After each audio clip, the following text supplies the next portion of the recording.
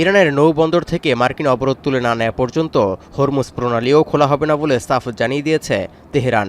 এমন পরিস্থিতিতে বাড়ছে উত্তেজনার পারদ। পাকিস্তানে সম্ভাব্য দ্বিতীয় দফার শান্তি আলোচনা ভেস্তে যাওয়ার শঙ্কা প্রকট হচ্ছে। যুক্তরাষ্ট্র এখনও অযৌক্তিক দাবি থেকে সরে আসতে না চাওয়ায় দ্বিতীয় দফার বৈঠকের তারিখ এখনও ঠিক হয়নি বলে নিশ্চিত করেছেন ইরানের উপপররাষ্ট্রমন্ত্রী সাইদ খাতিবজাদে। তাই একটি সমঝোতার রূপরেখা উভয়পক্ষ সম্মত না হওয়া পর্যন্ত ফের সরাসরি বৈঠকে বসা অসম্ভব বলেও জানান তিনি। এদিকে তেহরান ওয়াশিংটনকে বিশ্বাস করে না বলে হুঁশিয়ারি দিয়েছেন ইরানের স্পিকার বাঘের কালিবাফ।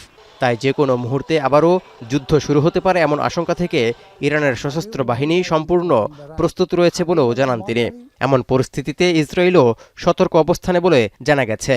আর ইরানি নৌবন্দরে মার্কিন অবরোধের সিদ্ধান্তটি মূর্খতার শামিল বলেও মন্তব্য করেন বাঘের গালিবাফ।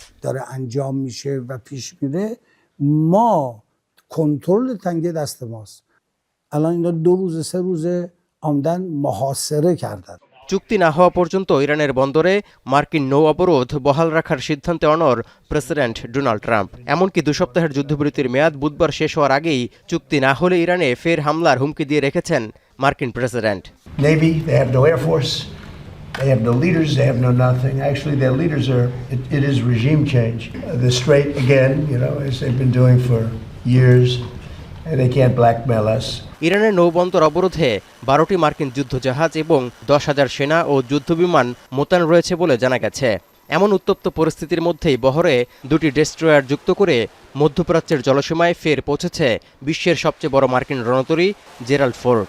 এমনকি মার্কিন বাহিনী মধ্যপ্রাচ্যের বাইরেও আন্তর্জাতিক জলসীমায় ইরান সংশ্লিষ্ট জাহাজ জব্দের প্রস্তুতি নিচ্ছে বলে খবর পাওয়া গেছে। এমন পরিস্থিতিতে ইরানের উপর চাপ অব্যাহত রেখে ট্রাম্প প্রশাসন শান্তি প্রক্রিয়ায় বাধা দিচ্ছে অভিযোগ তুলে বাব আল মানদেব প্রণালী বন্ধের হুমকি দিয়েছে ইয়েমেনের হুতি বিদ্রোহীরা। তৌহিদুর রহমান, এখন বিশ্ব। 72 ঘন্টা ময়েশ্চার লক সমৃদ্ধ লিলি বডি ওয়াশ। শিয়া বাটারের গুডনেস স্কিন রিপেয়ার করে রাখে সফট ও গ্লোয়িং।